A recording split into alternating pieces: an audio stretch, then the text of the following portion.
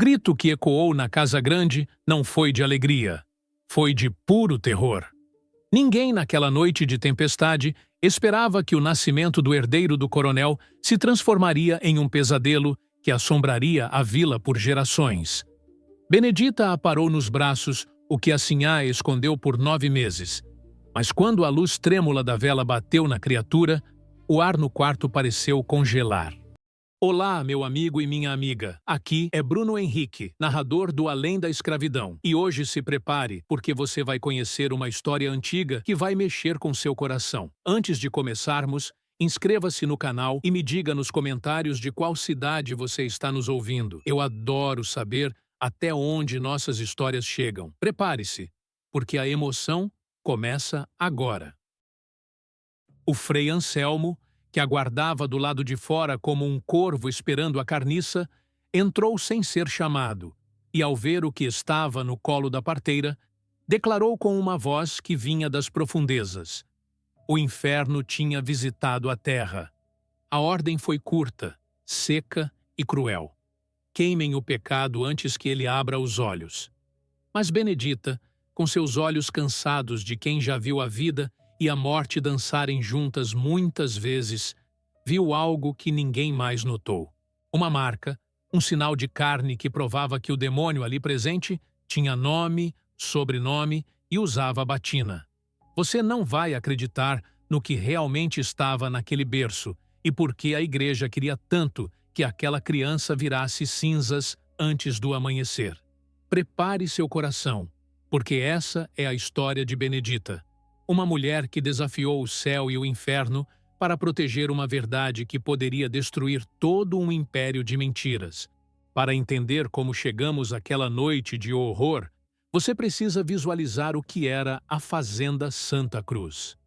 Era um lugar onde o sol parecia brilhar apenas para os senhores, enquanto a sombra era o único refúgio dos que trabalhavam a terra. O coronel era um homem de punhos de ferro, mas de sangue frio. Ele tinha tudo: terras a perder de vista, gado que não se podia contar e uma esposa, a sinhá Leonor, que era vista como a joia da região. Mas o coronel tinha um vazio que nenhuma riqueza preenchia. Ele não tinha um herdeiro. E naqueles tempos, um homem sem filho era um homem sem futuro. Leonor carregava o peso dessa cobrança nas costas, e cada mês que passava sem que seu ventre crescesse, o chicote do marido parecia estalar mais perto dela. Foi nesse cenário de desespero que surgiu o Frei Anselmo. Ele não era um padre comum.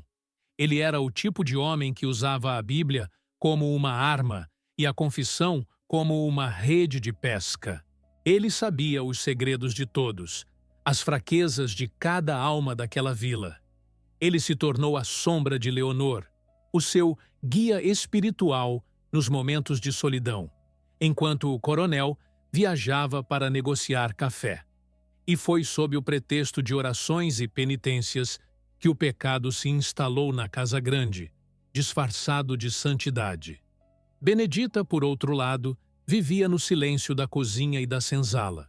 Ela era a parteira, a conhecedora das ervas, aquela que trazia as almas para este mundo com mãos que cheiravam a alecrim e a ruda.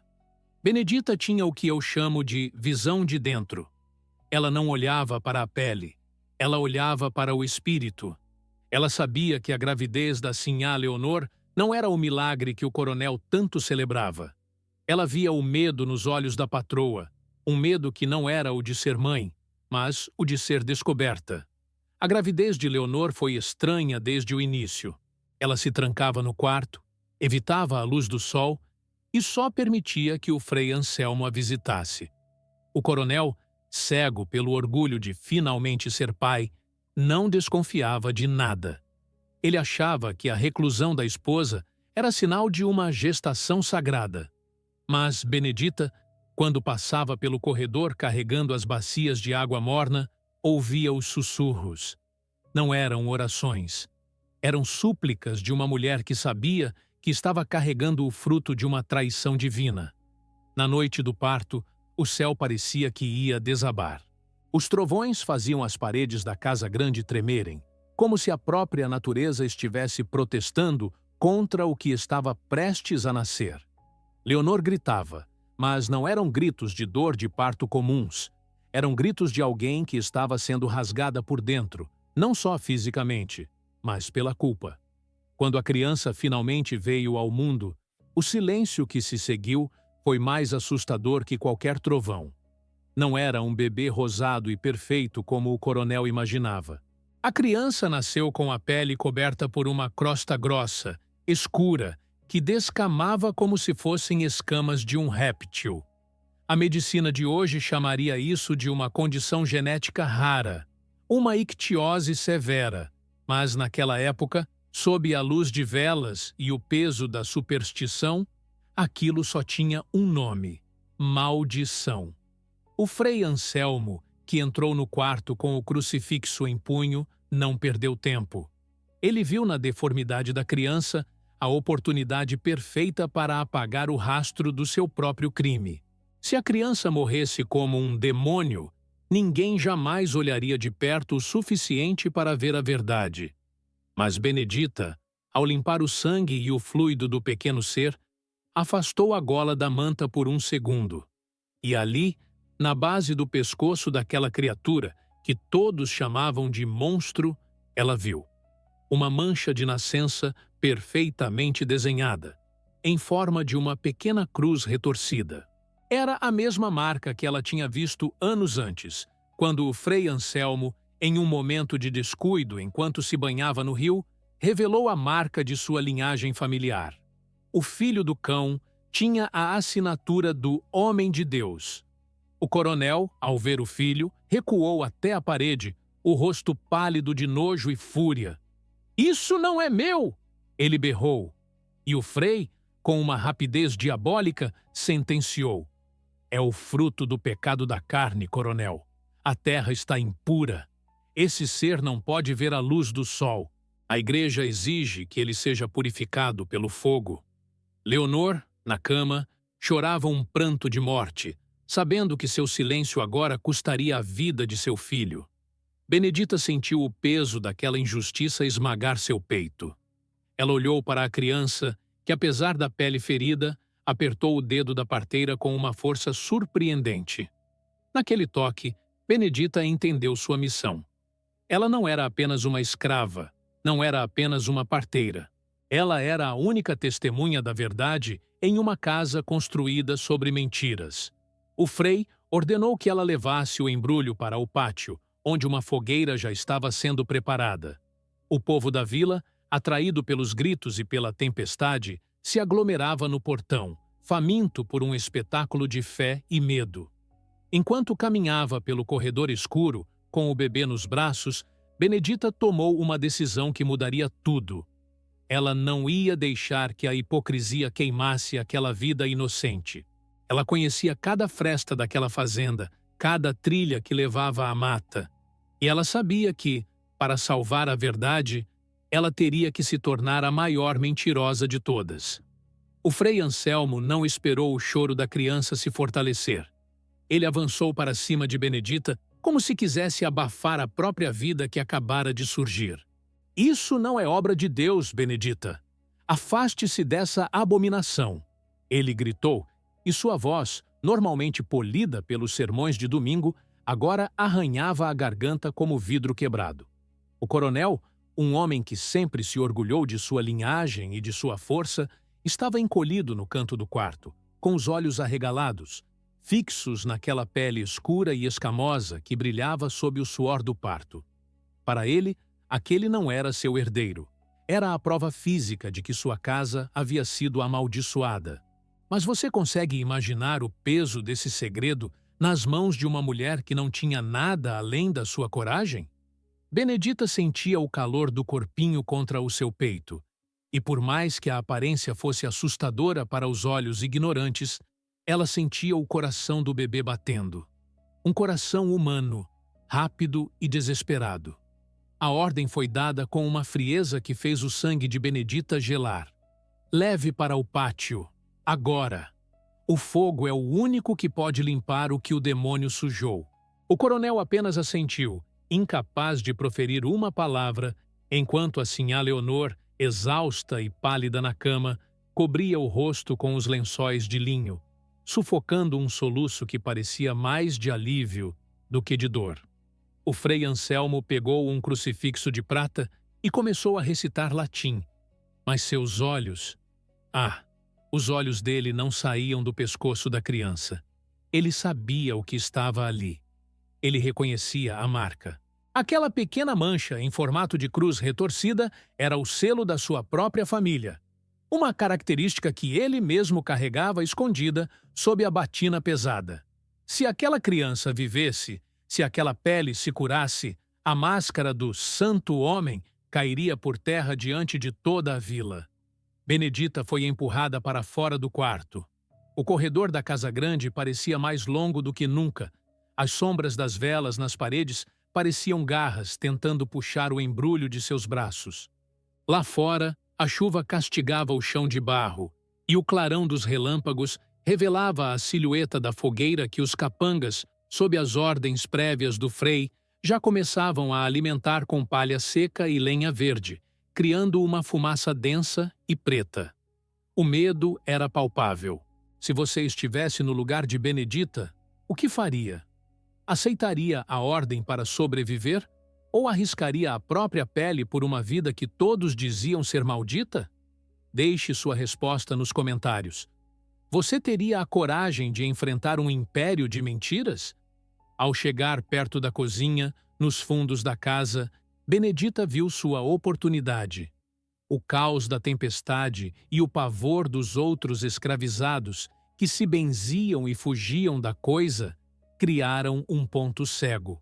Ela entrou na penumbra da despensa, o cheiro de banha e fumo de corda impregnando o ar. Ali, sobre a mesa de abate, jazia um leitão que seria o banquete da celebração do nascimento. Um nascimento que agora era tratado como funeral. Com mãos trêmulas, mas precisas, Benedita enrolou o animal morto em um pedaço de pano velho e sujo de sangue. O peso era parecido. O volume era o mesmo. Ela escondeu o bebê vivo dentro de um cesto de palha, cobrindo-o com ervas amargas para disfarçar qualquer som ou cheiro. Quando ela saiu para o pátio, carregando o embrulho de pano velho, o Frei Anselmo a esperava na beira da fogueira. «Jogue, Benedita! Purifique esta terra!» Ele comandou, o rosto iluminado pelas chamas laranjas que dançavam em seus olhos como o próprio inferno que ele tanto pregava. Benedita hesitou por um segundo, olhando para o fogo. Ela não estava apenas jogando um animal morto ali. Ela estava encenando o fim de uma mentira para proteger a sobrevivência de uma verdade. Com um movimento brusco, ela lançou o fardo nas chamas. O cheiro de carne queimada subiu rapidamente, misturando-se ao cheiro da chuva e do ozônio. O Frei sorriu. Um sorriso curto, de quem acaba de enterrar o seu maior pecado sob as cinzas da ignorância alheia. «Está feito», disse o Frei, voltando-se para o coronel que observava da varanda. «A mancha foi apagada. Agora, rezemos para que a misericórdia de Deus retorne a esta casa». Mas, enquanto eles se retiravam para o conforto do salão, achando que o problema estava resolvido, Benedita permanecia na chuva, com os olhos fixos no cesto escondido na despensa. Ela sabia que o verdadeiro desafio estava apenas começando. Como manter vivo um demônio em uma vila que se alimenta de medo? Como alimentar uma criança cujas escamas feriam as mãos de quem a tocava? Naquela mesma noite, sob o manto da escuridão e o barulho dos trovões que ainda rugiam, Benedita pegou o cesto e correu. Ela não foi para a senzala. Ela seguiu para as matas que rodeavam a fazenda, subindo em direção às cavernas de calcário que o povo dizia serem habitadas por espíritos antigos. Ali, em uma fenda estreita, onde o vento uivava como um lamento, ela acomodou o pequeno ser. Ela usou o conhecimento que sua avó lhe passara, o segredo das plantas que curam a pele e acalmam a febre. Ela olhou para o bebê e, pela primeira vez, não viu escamas. Viu apenas um filho que foi rejeitado pelo pai, que veste seda e pela mãe que se cala por medo. A tensão na vila nos dias seguintes era quase insuportável. O Frei Anselmo declarou um jejum de 7 dias. Ele dizia que a visita do cão exigia penitência, mas, na verdade, ele queria manter todos ocupados e amedrontados para que ninguém fizesse perguntas. Ele se tornou o herói da história, o homem que teve a coragem de mandar queimar o mal. Mas Benedita o observava de longe. Ela via a arrogância crescer no peito do padre e via a tristeza profunda e o silêncio mortal da sinhá Leonor, que definhava no quarto, proibida de falar sobre o que aconteceu. Se você está sentindo a revolta crescer aí dentro, curta este vídeo para mostrar que a verdade não pode ser queimada tão facilmente. Benedita vivia uma vida dupla. De dia, era a escrava obediente que servia o café e limpava o chão da casa grande. De noite, ela se transformava na protetora do segredo. Ela roubava leite, preparava ungüentos de babosa e banha de carneiro, e subia o morro no escuro absoluto, guiada apenas pelo instinto. O bebê, a quem ela chamou silenciosamente de Bento, sobrevivia.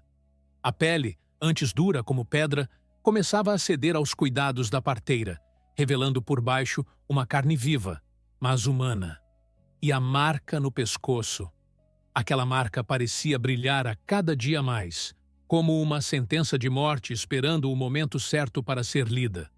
O coronel, no entanto, começou a mudar. A culpa é um verme que rói por dentro, e ele não conseguia esquecer a imagem daquela criatura.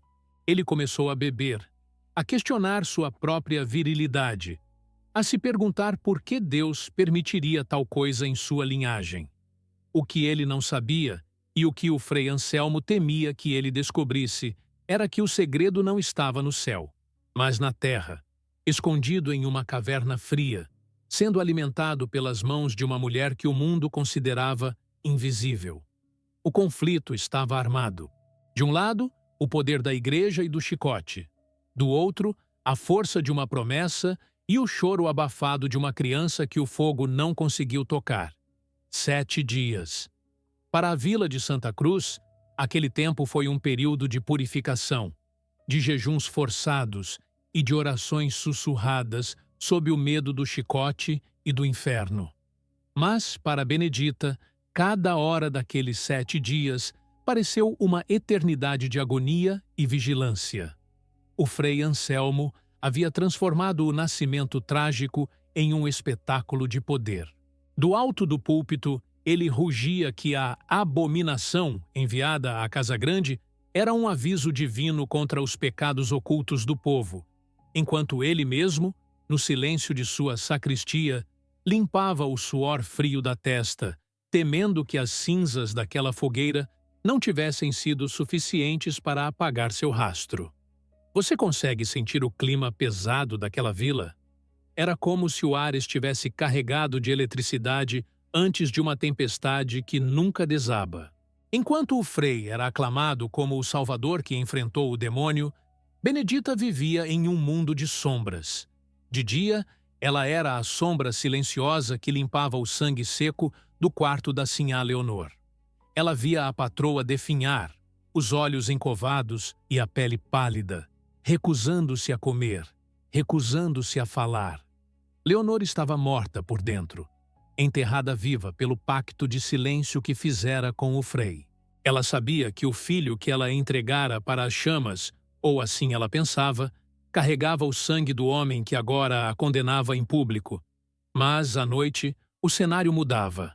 Quando o último lampião da Casa Grande se apagava e o ronco do coronel, embriagado de cachaça e rancor, ecoava pelas paredes de pedra, Benedita se transformava. Ela saía da senzala com a agilidade de uma onça, carregando um pequeno pote de barro com leite de cabra misturado com mel e um feixe de ervas que ela colhera escondida. O caminho até a caverna era perigoso. As matas eram vigiadas por capangas e o medo de animais selvagens era real. Mas nada assustava mais Benedita do que a ideia de deixar aquela criança morrer de fome ou de frio. Na caverna, o cenário era de uma beleza triste. O bebê, a quem ela chamava de Bento, estava mudando. A crosta grossa e escura que cobria seu corpo, aquela pele de peixe que tanto horrorizou o coronel, estava começando a descamar sob o efeito dos ungüentos de banha de carneiro e babosa que Benedita aplicava com paciência infinita. Por baixo das escamas surgia uma pele nova, sensível e vermelha, mas inegavelmente humana. Bento não chorava como as outras crianças. Ele emitia um som baixo, quase um arrulho, como se soubesse que o silêncio era sua única armadura. Se você também sente um nó na garganta com a injustiça que a Benedita está enfrentando, compartilhe essa história com alguém que acredita que a verdade sempre encontra um caminho. É a força dessas mulheres invisíveis que mantém o mundo girando, mesmo quando os poderosos tentam pará-lo. A tensão atingiu o ápice no 5º dia. Benedita estava voltando da caverna. O sol ainda não tinha rompido o horizonte, mas a neblina estava baixa e espessa. Ao se aproximar dos fundos da fazenda, ela ouviu o estalar de um galho. Seu coração disparou. Ela se agachou atrás de um tronco de jacarandá, prendendo a respiração. Das sombras, surgiu a figura do Frei Anselmo. Ele não estava com suas vestes litúrgicas. Usava uma capa escura e caminhava com pressa, olhando para os lados. Ele foi até o local onde a fogueira fora acesa, ajoelhou-se e começou a remexer as cinzas com um cajado. Benedita, do seu esconderijo, entendeu tudo. O Frei estava paranoico. Ele não confiava na própria mentira. Ele buscava restos mortais, ossos que provassem que a coisa tinha realmente sido consumida pelo fogo. Ele remexia as cinzas com uma fome desesperada, mas tudo o que encontrava eram os restos carbonizados do leitão que Benedita trocara. Naquele momento, o olhar do Frei se voltou exatamente para onde Benedita estava. O tempo parou. O suor congelava na testa da parteira. Um passo em falso, um espirro, e tudo estaria perdido. Mas o Frei, talvez traído pela própria consciência que via fantasmas em cada sombra, murmurou uma oração trêmula e voltou para a casa grande, convencido de que o que ele procurava estava realmente extinto. Enquanto isso, dentro da casa grande, um novo conflito fervia. O coronel não era um homem de fé, ele era um homem de fatos, e um fato o estava consumindo. Há anos, um médico na capital lhe dissera, após um ferimento de guerra, que ele jamais poderia gerar vida. Ele guardara esse segredo como uma ferida aberta, usando a culpa de Leonor para esconder sua própria falha.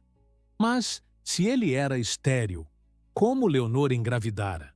A visão daquela criança deformada não era apenas um susto, era a prova de que ele fora traído. Mas por quem? Ele olhava para o Frei Anselmo com uma desconfiança que crescia a cada garrafa de vinho. A santidade do Frei começava a cheirar a enxofre para o coronel. A vila estava em polvorosa para a missa de 7º dia, que o Frei chamava de Missa da Purificação Final. Ele prometera que, após essa cerimônia, a maldição deixaria Santa Cruz para sempre. O que ninguém sabia era que Benedita estava preparando sua própria cerimônia. Ela via o bebê Bento ganhar forças. A marca no pescoço dele, a cruz retorcida, estava agora nítida, uma mancha de nascimento perfeita, idêntica àquela que o Frei tentava esconder sob o colarinho. Benedita sabia que não podia fugir para sempre. Se ela fugisse, Bento seria apenas um fugitivo, um monstro escondido. Para que ele tivesse uma chance de viver, a mentira precisava ser desmascarada no lugar onde foi criada, diante do povo, sob a luz da verdade. O risco era a morte certa. Se ela falhasse, seria queimada junto com a criança. Mas o olhar de Bento, um olhar que parecia carregar a sabedoria de todos os seus ancestrais, dava a ela uma força que não vinha deste mundo. Chegamos ao final do 6º dia. O sol se punha tingindo o céu de um vermelho sangue. o mesmo vermelho das chamas que o Frei tanto invocava. Naquela noite, Benedita não dormiu. Ela banhou Bento com água de flores, limpou o que restava das escamas e o envolveu em um pano de linho branco que ela havia roubado do enxoval da própria sinhá. Era o linho destinado ao herdeiro, e Bento, apesar de tudo, era o único herdeiro daquela verdade. A colisão entre o sagrado falso e o profano verdadeiro estava marcada para o amanhecer. O palco seria o altar, e o juiz seria o destino. A manhã do 7º dia nasceu com um sol pálido, como se até a luz tivesse medo de iluminar o que estava prestes a acontecer na pequena vila de Santa Cruz. O sino da igreja começou a dobrar cedo, mas não era o toque festivo de um batizado. Era um som pesado, fúnebre, que convocava cada alma para a missa da purificação. A vila inteira estava lá. Homens de chapéu na mão, mulheres cobertas por véus pretos e os escravizados, mantidos ao fundo, observando tudo com olhos que guardavam séculos de silêncio. No centro de tudo, sentado no primeiro banco com a postura de um rei, que acabara de perder sua coroa, estava o coronel. Ao lado dele, a sinhá Leonor, que parecia mais um fantasma do que uma mulher viva, com o olhar perdido nas chamas das velas que cercavam o altar. O Frei Anselmo subiu ao púlpito com a imponência de um carrasco. Ele vestia suas melhores rendas e o ouro do seu crucifixo brilhava sob a luz dos vitrais. Ele começou o sermão falando sobre as trevas, sobre como o pecado se manifesta na carne e sobre a coragem necessária para extirpar o mal pela raiz. Ele se referia à criança, ao filho do cão, que, segundo ele, havia sido consumido pelo fogo sagrado para salvar a honra daquela terra. O Frei estava no auge de sua glória. Ele sentia o poder correndo pelas veias. Ele havia transformado seu próprio crime em um milagre de fé. Mas você consegue sentir o cheiro da hipocrisia no ar? É um cheiro que sufoca, que faz o estômago revirar. Se você já sentiu a injustiça de alguém que usa a fé para esconder o próprio erro, deixe sua indignação nos comentários. Vamos mostrar que a verdade não tem dono. Mas o destino, esse mestre da ironia, já estava movendo as peças. O coronel, que durante toda a missa apertava o cabo de prata de sua bengala, de repente se levantou. O barulho da madeira batendo no chão de pedra ecoou como um tiro, interrompendo o Frei no meio de uma frase em latim. O silêncio que se seguiu foi absoluto. O coronel não olhou para o padre. Ele olhou para a esposa e depois para a multidão. Sua voz saiu rouca, carregada de uma dor que o álcool e o orgulho não conseguiam mais esconder. Parem com essa farsa! Ele rugiu. O Frei fala de pecado na carne, mas eu falo de traição. Eu vivi anos carregando a vergonha de um segredo que só eu e os médicos da capital sabíamos. Eu sou estéril. Eu não posso dar frutos, nem bons, nem maus. Então eu pergunto diante de Deus e deste povo: se a criatura que nasceu era um demônio, quem foi o demônio que entrou na minha casa e deitou com a minha mulher enquanto eu viajava? O choque percorreu a igreja como um raio. Leonor desabou em prantos, escondendo o rosto nas mãos. O Frei Anselmo empalideceu, mas sua arrogância ainda era seu escudo. O coronel está perturbado pela dor. A perda do juízo é o primeiro sinal da influência maligna. Ele tentou contra-atacar, sua voz tremendo levemente. Mas o coronel não ia recuar. Ele avançou para o altar, exigindo nomes, exigindo a verdade. A vila estava em transe. O medo do sobrenatural estava sendo substituído pela sede de escândalo. Foi nesse exato momento que as grandes portas de carvalho da igreja se abriram com um estrondo. A luz forte do sol de fora invadiu o ambiente escuro, criando uma silhueta que parecia vir de outro mundo. Era Benedita. Ela não caminhava como uma escrava. Ela caminhava como uma rainha da ancestralidade. Em seus braços, Ela carregava um embrulho envolto em linho branco puríssimo, o mesmo linho que a sinhá Leonor havia preparado para o herdeiro que nunca teve. O burburinho começou. Benedita? O que ela faz aqui? Sussurravam. O frei Anselmo, ao ver a parteira, sentiu o chão desaparecer sob seus pés. Ele sabia. No fundo da sua alma sombria, ele sabia que o fogo não tinha feito o seu trabalho. Benedita atravessou o corredor central com a cabeça erguida, ignorando os olhares de nojo e curiosidade. Ela parou diante do altar, entre o coronel furioso e o frei aterrorizado. O senhor perguntou quem é o pai, coronel. Benedita disse, e sua voz, embora calma, alcançou o último banco da igreja. O senhor quer saber quem é o demônio que assombrou sua casa? Pois aqui está a resposta. Com um movimento lento e solene, ela abriu o manto de linho. A multidão prendeu a respiração. Esperavam ver um monstro, uma criatura de escamas e chifres, mas o que viram foi um bebê. A pele de Bento, embora ainda marcada por cicatrizes avermelhadas onde as escamas haviam caído, estava limpa e macia. Ele era uma criança humana, frágil e viva. O choro do bebê, agudo e real, quebrou o feitiço de silêncio da igreja. Não era o rosnado de um bicho, era o pedido de socorro de uma vida que fora condenada antes mesmo de respirar. Vejam! Benedita gritou, segurando a criança para que todos vissem. Vejam o monstro que o frei mandou queimar. Ele não é filho do cão, ele é filho do homem. E ele traz no corpo a marca de quem o gerou. Ela afastou a gola do linho, revelando a base do pescoço do bebê. Ali, sob a luz das velas do altar, a mancha em formato de cruz retorcida brilhava como um sinal de fogo. O coronel olhou para a marca e depois, como se uma venda caísse de seus olhos, olhou para o frei Anselmo. O frei, em um gesto instintivo de culpa, levou a mão ao próprio pescoço, tentando apertar o colarinho da batina. Mostre, frei! Benedita desafiou, dando um passo à frente. Mostre para o povo a marca da sua linhagem. Mostre que o pecado que o Senhor tanto prega está escondido sob a sua própria pele. O Senhor não queria queimar a criança porque ela era um demônio. O Senhor queria queimar a prova de que o santo homem é um adúltero e um assassino de inocentes. O coronel avançou como um animal ferido. Ele agarrou o frei pelo colarinho, rasgando as rendas caras e a seda da batina. E lá estava, idêntica.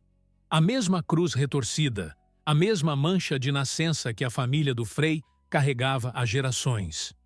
O grito que saiu da garganta do povo não foi de oração, foi de fúria. A farsa tinha caído. O Salvador era o vilão e a abominação era a vítima. Você consegue imaginar a virada de jogo? O homem que usou o ódio para controlar a vila agora era o alvo desse mesmo ódio. Se você acredita que nenhuma mentira dura para sempre e que a justiça tarda, mas não falha, inscreva-se no canal e ative o sininho. Histórias como a de Benedita precisam ser contadas para que os poderosos saibam que a verdade sempre tem uma testemunha. O caos se instalou. O frei Anselmo tentou fugir pela sacristia, mas o povo, inflamado pela traição e pela manipulação que sofreram, bloqueou as saídas. Eles não viam mais um padre. Viam um lobo em pele de cordeiro que os fizera jejuar e temer enquanto ele mesmo cometia os atos mais vis.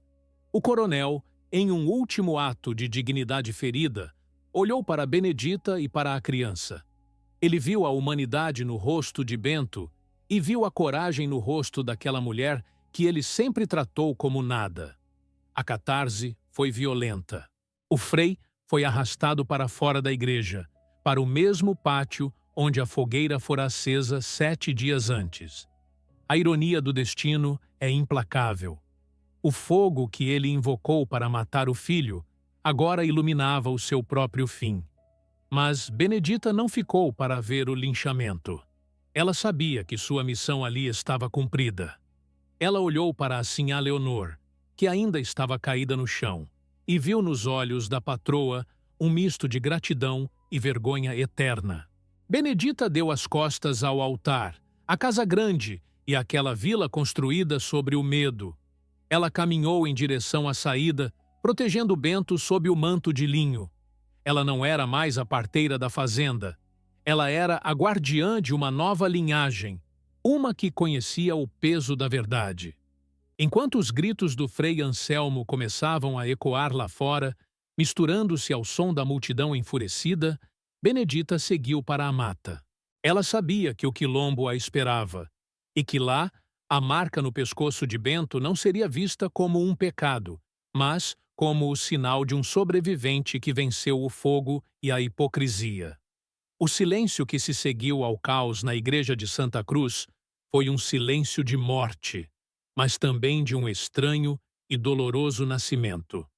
Enquanto a multidão, cega pela mesma fúria que o Frei Anselmo havia plantado em seus corações, arrastava o homem de batina para o pátio, Benedita não olhou para trás. Ela sentia o peso de Bento em seus braços, um peso que agora parecia mais leve, como se a verdade tivesse tirado o chumbo de seus ossos. Ela caminhou para longe daquela vila, para longe das chamas que agora consumiam não um pecado, mas a própria hipocrisia que governou aquele lugar por décadas. O Frei Anselmo, o homem que se dizia a voz de Deus, morreu sob os pés e as mãos daqueles que ele mesmo ensinou a odiar. Ele provou do próprio veneno, e o fogo que ele tanto invocava para os outros foi a última coisa que seus olhos viram antes da escuridão eterna. Mas o que aconteceu com os outros?